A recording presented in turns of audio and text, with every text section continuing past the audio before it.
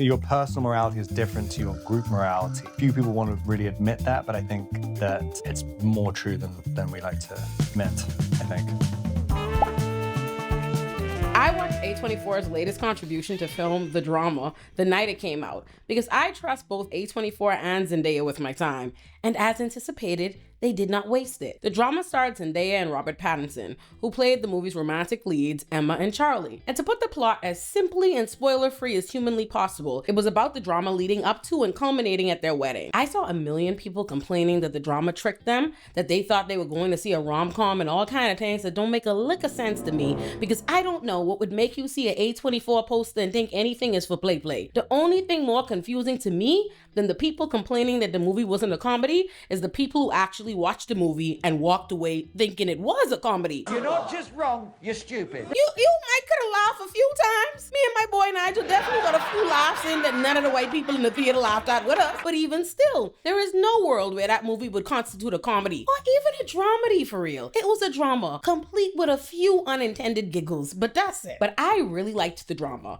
because of the kind of movie it was. Understand this. The drama was deliberately constructed to invoke debate and discourse. Not about the characters themselves, but about the larger themes the movie uses the characters and the primary couple to push to the forefront. The characters are just vehicles. The discourse and debate surrounding this movie is not an accident, a byproduct, or a collateral consequence. It is the point. In the drama, about a week before their wedding, Charlie and Emma end up playing a game with their friends Rachel and Mike, where they each reveal the worst thing they'd ever done. In this game, Emma ends up revealing that when she was 15 years old, she planned a school shooting that she didn't go through with. Once this is revealed, her best friend and maid of honor, Rachel, instantly transforms into her biggest hater and begins screaming at her about her cousin who was paralyzed in the school shooting. Mind you, moments before Emma's revelation, Rachel had just enthusiastically and without remorse shared a story about the time she locked a mentally disabled child in a closet in the woods, left him there overnight, and declined to tell his family, the police, or anyone searching for him where he was or how to find him, and she didn't give a either. She thought it was big laughs. But we will get back to Rachel's bitch ass later. Once this information is revealed, Charlie goes from being excited for he and Emma's quickly approaching wedding to questioning who she is, whether she's the woman he thought she was, whether she's insane, and searching for some kind of explanation that would allow him to justify how the woman he loves could have done such a thing. From there, he spirals, to put it mildly, which culminates in him kissing his coworker in a moment of crisis, and shit hitting the fan at their wedding when Rachel got up to make a hating-ass speech about Emma and Charlie. Emma ended up learning that Charlie cheated on her with his coworker who was present at the wedding with her own boyfriend. Charlie gave a drunk-ass, nut-ass speech that would have definitely led me to annul the marriage, but actually led him to getting his ass beat by his coworker's boyfriend for sexually harassing his girlfriend, which was not untrue, and we will get back to that. The movie ends with a hurt and embarrassed Emma meeting a bloodied and broken Charlie in a diner, but choosing to start over instead of addressing how he'd betrayed her trust and unintentionally destroyed their wedding in his haptic attempt to cope with the knowledge she'd planned a school shooting 15 years prior when she was a teen. So the movie ends with Emma giving Charlie what he didn't give her during the movie's runtime, which was her extending Charlie the opportunity of a second chance and to not be defined by his worst moments. The drama is not a movie about a couple or really romance. It is a movie that uses a couple and romance to get us to explore the root causes of an issue that is so pervasive in our society that it should necessitate that collective exploration. But as is the case with all issues that plague American society, we prefer to simply demonize the perpetrators of crime and lean on the prison industrial complex to simply lock them away, rather than actually trying to figure out why school shootings and mass shootings plague American society beyond just the availability of guns, which is a big problem. Which is why when Charlie asked his coworker how she'd react if she found out her 30-year-old partner planned a school shooting when he was 15 years old that he didn't carry out, the only thing she could come up with in her mind is calling the police, which sounded like a stupid ass response to Charlie because it was. But yet, it is quite literally the standard American response to anything worrisome, problematic, criminal, or undesirable. Call the police, whether it makes sense in the particular instance or not. Charlie was trying desperately to make sense of why Emma, someone he sees as a good person who is caring and empathetic, would have ever even considered doing something so objectively awful. He could not wrap his head around her being a good person and having planned to do something objectively bad, which is the fundamental problem with the binary understanding of good and evil that's pushed on us. And it's that binary understanding that legitimizes the American prison industrial complex. Charlie started spiraling because everyone he turned to, both Rachel and his coworker refused to actually engage the why of it all, to even hold space for Emma's humanity, to even consider that she was still exactly who they thought she was before they learned about her past, or that a person who could have done or planned to do something bad could have legitimately changed and grown to be someone who would not do that. They wouldn't even consider it. Rachel went from being Emma's maid of honor to deciding she was a horrible fucking psychopath who needed to be locked up and avoided, which is exactly how the average person who hated Rachel would have reacted in real life. Let's talk about it. Because when I say people would have reacted just like Rachel in real life, I am not just speculating. That is exactly how folk give it up. My mind goes to that TikTok couple where the white woman is engaged to a white man who was incarcerated for planning a mass shooting that he never actually did. When the public realized who her fiance was, they dragged that lady to hell and back, and they would not even entertain her arguments about the fact that he didn't actually shoot anyone. He planned to, but he didn't. People were not only unwilling to entertain the argument, or to consider how we as a collective should treat attempt crimes, or to explore why someone may have planned to do something like this, and what we could do as a society to address this issue. They were angry, hostile, and absolutely dismissive, which is exactly how Rachel carried on in the movie. The audience response to Rachel reminded me a lot of the audience response to Bronte in the final season of the Netflix series You. People despise Bronte, just like they despise Rachel. And I find it funny when the audience hates the character that's the stand-in for the audience themselves. It reveals not only a hatred of the man in the mirror, but people's inability to even recognize that that's the man in the mirror. But that was the goal of the movie. Every character, every interaction, the identities of those characters, their relationships to one another, and the overall issue driving the film forward, and all the little subtext around it are intended to resonate with everyone in the audience differently. The writer and director of this movie, Christopher Borgley, knew that there are people who would react just like Rachel in real life, but would still hate her within the context of the movie because they're able to see Emma's humanity in a movie she's a protagonist in a way they would not allow themselves to see the humanity in a real person who revealed what Emma revealed. The makers of this movie knew that Black people, even those maybe just as inclined to side with Rachel under normal circumstances, would side against her because we could pick up on her many racist microaggressions towards both Emma and her Black husband that would likely go over the average white watcher's head or be dismissed by white audiences who think her marriage to a Black man or her initial friendship with a Black woman means she couldn't be racist or prejudiced in any way. They also know that there are people who will say, hey, school shootings, mass shootings are an atrocity. And if my cousin were paralyzed in a school shooting, I wouldn't want to be friends with a bitch who planned one, period. So I don't blame Rachel for carrying on bad. They know that there are people who will think Charlie's overreacting to something she thought about doing 15 years earlier when she was a kid. And they know that there are other people who will understand how learning that information could send you into a whirlwind of panic that this person you're planning to marry might secretly be a dangerous psychopath, etc., etc. The point is, the drama is a movie meant to invoke debate and invite commentary about a larger issue in our society, but the movie's goal is not to tell you what's right or wrong, or who is right or wrong, because no one is completely right or wrong. There's some truth in every position, and that's what we're really supposed to reckon with. The movie is about learning how to hold space for multiple truths at once, exploring the why behind people's wrongdoings, not defining people by their worst mistakes and throwing them away, and allowing space for growth, change, and reconciliation. And they accomplish that, which is for me what makes it a good movie. Without even getting into my personal substantive feelings about each character and how they serve the story. But we can get into that too. Starting with Emma. I've seen both white people and Black people complain about Zendaya's casting as Emma in this movie for entirely different reasons, none of which I share. This is what I'll say to the general argument that it was unrealistic that a Black girl could have been a school shooter. I looked into this and confirmed that there are no known or really documented cases of a Black girl carrying out a school shooting in American history. School shootings in America are predominantly carried out by white boys and white young men. Nonetheless, I think the decision to have a Black girl play that role served the purpose of the movie, which was for us to actually interrogate the idea that every person who carries out a school or mass shooting in America is just a psychopath or angry incel loser white boy taking his unhappiness out on the world. The movie wanted us to at least engage the possibility that mass shootings, which are a uniquely American phenomenon, are not a random occurrence, but the result of uniquely American realities, and that Americans growing up in a country where they regularly experience mass shootings perpetrated by people who felt similarly to them might be encouraged to reproduce them themselves. It was encouraging us to explore what might be the long-term effects of generations of Americans growing up with the normalcy of school shootings. If Zendaya's character had been white or a white man, many of us who were willing to see and hold space for her humanity would not have. We would have been so much more comfortable with Rachel's reaction if Emma were a white man we perceived as just yet another angry, violent white boy, because we would have misinterpreted the goal of the movie as trying to humanize white men who carry out mass shootings. And not only are we used to movies trying to humanize white men who commit horrible harms, we're used to real life, where they carry out mass shootings and Republicans scramble to protect them from being pathologized the way that they pathologize every other demographic, by pretending they aren't the ones carrying out the vast majority of these mass shootings. So it wouldn't have worked for that character to have been a white man, not for the goal of this movie. This is probably the one instance where making a character black, more specifically Zendaya black, instead of white, helped the audience humanize the character so they could actually engage the argument. The audience doesn't receive Zendaya, or black women like Zendaya, as the type of people who carry out mass shootings in the first place. So we're more readily able to accept a premise where she planned something as a teen, didn't do it, changed, and is no longer a threat to anyone in that way. We would not have so readily believed that the character was no longer a danger, whether 15 years had passed or not, if, say, for example, Robert Pattinson's character had been the one who planned a school shooting as a teen.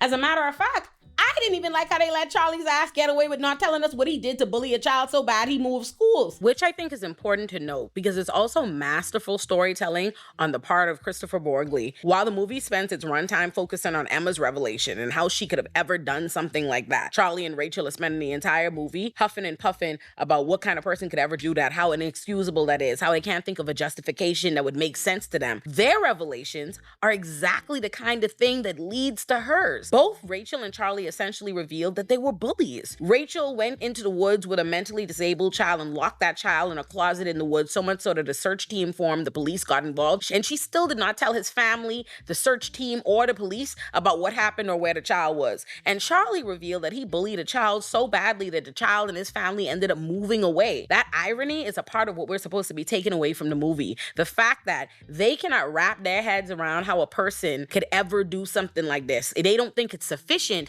that she was bullied or that she was ostracized, that is a reason that people might plan a school shooting. Because if they were to accept that as a justification, they would have to think about their own actions and how they're complicit in what they consider so objectively bad and harmful. If they accept the reality that a child could decide to commit a school shooting because they're being bullied, because they're being ostracized, what does that then say about Rachel or Charlie's behavior and what they did? But anyway, my point is that because most of us weren't preoccupied with worrying that Zendaya's Emma could still really be a threat as an unstable white man who resorts to gun violence when he's unhappy in the world would appear to be, we were better able to engage with the idea that good people can think about or even do horrible things, and they can genuinely change and deserve second chances. So I think it was a good idea to not only make the character non-white, but to cast Zendaya specifically. I'm gonna talk about that bitch Rachel next before I discuss Charlie, because I think the white liberal positioning of Rachel's character was at the core of why Charlie was unraveling. First of all, let me say this. Alana Haim did what needed to be done, because the way everybody and their mother wanted to bitch slap Rachel, myself included,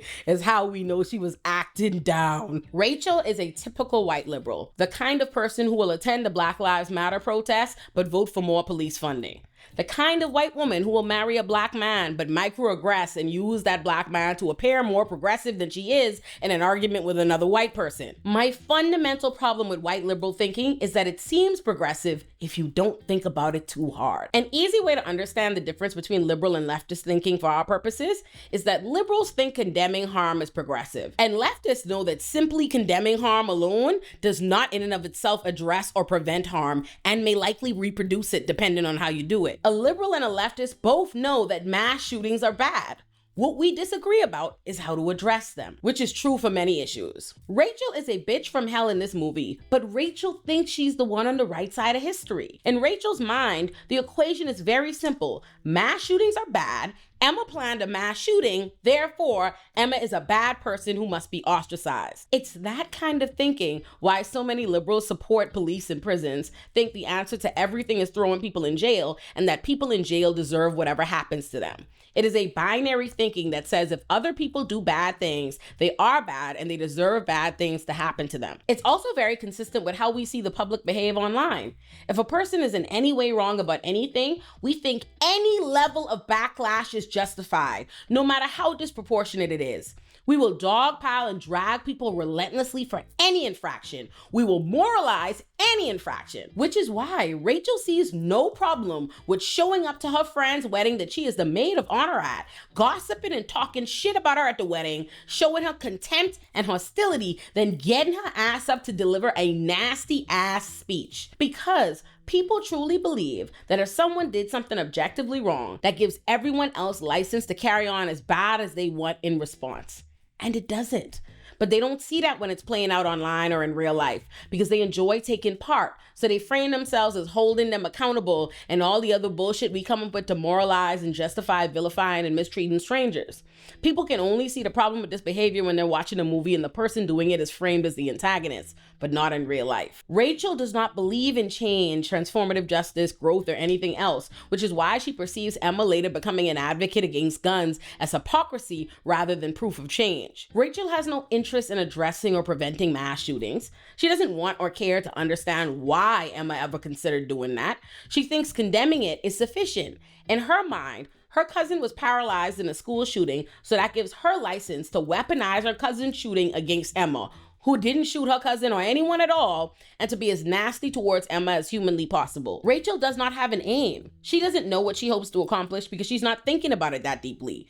Emma's revelation for Rachel served as permission to direct her ire there. It's a punishment without purpose. And the irony of it is that Emma planned a school shooting as a child because she was being bullied and tormented by students around her, ostracized by the environment around her. She changed when she gained friends in a community and realized how wrong that was. So in the worst case scenario, imagine what the consequences could be of Rachel standing up at her wedding trying to antagonize, humiliate, and turn her friends and community against her. Imagine if Emma was who Rachel thinks she is, what the consequences could be. But Rachel is not thinking about that. Just like liberals never want to think about the long-term consequences and effects of throwing the most disenfranchised among us in prison cells to be further traumatized, only to have them later return to their communities worse off than they left. Liberal thinking avoids cause and reaction. It's only concerned with reaction, which keeps us stuck in punishment and revenge, which is the kind of nut-ass thinking that had people like Liam Neeson thinking it made sense to drive around searching for a random black man to kill because his friend had been raped. Rachel is the kind of person who thinks if you commit a crime, it is okay for the state to brutalize you in prison, which is why Emma's reveal was enough for her to decide that Emma was no longer worthy of love, friendship, or a happy wedding day. It wasn't enough for her to just simply stop being friends with Emma. She needed everybody else to mistreat Emma. She figured Emma no longer deserved a shred of happiness or a husband. When we think one wrong justifies whatever comes next, we end up reproducing more harm and making matters worse. I'm not gonna go too deep into this topic here because this is a Illuminati pop, but if you're interested in my much deeper thoughts around these kinds of issues, I encourage you to watch my Illuminati production on my main channel, Illuminati, titled Why Serial Killers Aren't Monsters, and maybe even check out my playlist there about abolition, or any of my writing in Teen Vogue, check here on the topic. But I'll leave it there for now on Rachel and move on to Charlie as my final resting place for this video. I don't have too much to say about Charlie as a character because he served his purpose. Like I said, I received this movie in a very what was the intended goal in terms of discourse way and not about my personal substantive feelings about the characters. So what makes Charlie important for me as a character is that through Charlie, we saw how someone who would under normal circumstances feel totally comfortable reacting just like Rachel, but because he was in love with and about to marry Emma, he felt obligated to do something he wouldn't typically do, which was to try to understand how and why Emma got to a place where she even considered doing something like that, instead of just condemning her and throwing her away. Charlie spirals because Charlie is a white liberal just like Rachel. He believes that the morally just position, the progressive position, is to condemn Emma and move on. So he's stressed the out because now that he's doing the actually progressive thing, the thing we should all be doing, he thinks it makes him a fool or a hypocrite. He's worried he's just making excuses because he loves her. He's never considered that a good person could do a horrible thing. He's learning how to hold space for multiple truths at once in real time. And he's frustrated that no one around him is willing to afford Emma any of the grace he's working overtime to try to allow himself to afford her. So the nigga spirals the out until he has what I would describe as a nervous fucking breakdown. At which point, he kisses his coworker without any invitation to do so. And I am bringing this particular moment in the movie up only because a friend of a friend was arguing with his girlfriend that this wasn't sexual harassment or sexual assault because Charlie's coworker seemingly kissed him back and she turned around and pulled up her skirt to presumably let him hit her from the back. And I had to break down for him why it was very much so sexual harassment. So I say, you know what?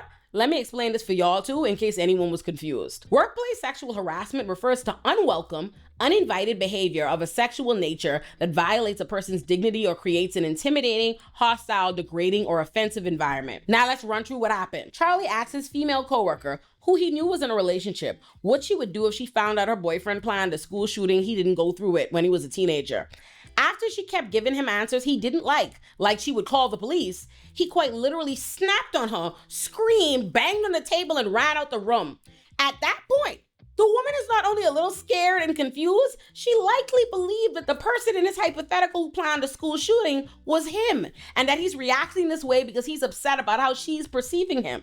So from her perspective, her coworker possibly planned a school shooting in high school and just had a very volatile reaction to her based on her answer. So a little bit later, she cautiously approaches to check on him to make sure he's okay because this man is appearing to have a nervous breakdown. At which point, without absolutely any invitation, the man who just finished talking to her about planning a school shooting grabs her and kisses her. Babes, that's already textbook workplace sexual harassment. Like definitively. And not only does it not stop being workplace sexual harassment just because she didn't push him off or anything, her turning around and pulling up her skirt is not proof of consent or mutual sexual desire on her part, and is likely indicative of her thinking that this volatile man is already operating sexually without her consent and will likely proceed regardless if she resists. So she turns around so she doesn't have to face him during this act and he could just get it over with to make the situation easier on herself. She wasn't lying or just covering for herself when she told her boyfriend that Charlie harassed her. He did. Did he do it because he consciously decided he wanted to harass, essay, or harm her? No. He was having a nervous breakdown and wasn't quite in his right mind, which is something his coworker acknowledged herself and had empathy for. But that doesn't make it consensual. Which brings me back to the point of this movie, which is holding space for multiple truths and recognizing how good people can do bad shit. So yeah. There are a lot of other elements and themes that can be pulled from the movie and discussed, but like I said, I don't think there's one way to receive this movie or its characters, and I'm not trying to convince you to adopt my particular perspectives on all of the characters and their relationships with one another. I'm just trying to explain how we should engage this movie so we can best appreciate it for what it's doing. So I'll leave it there. All in all, I really enjoyed this movie, and it's one I'll watch again. And as shocking to us for no one, A24 delivered. Shout out to Christopher Borgley, who wrote and directed this movie. He did his big one. The drama ended up being a very abolitionist-ass movie, packaged as a romance, and I love it for that. Y'all, your girl is nominated for a Webby Award.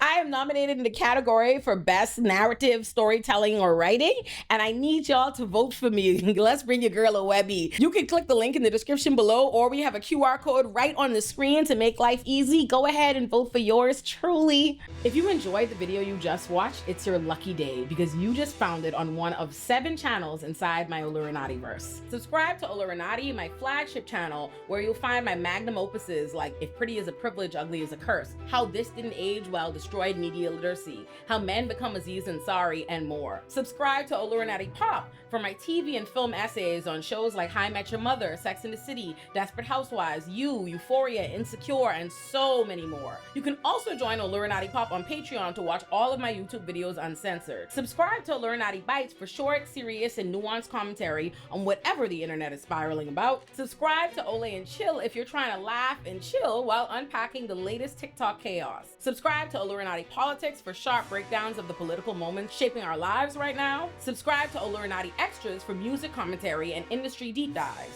Subscribe to Olay and Friends to watch your favorite Black thinkers and creators dissect the culture. Subscribe to any or all the channels in the Olurinati-verse that speak to you, and I'll see you there. And you can also follow me on Instagram, TikTok, Threads, and Blue Sky at Olurinati. And you can also follow Olurinati Pop and Olay and Chill on Instagram and TikTok so you never miss a thing. If you enjoyed this video, it's your lucky day because I have so many other videos like it. Click on the one being recommended to you now.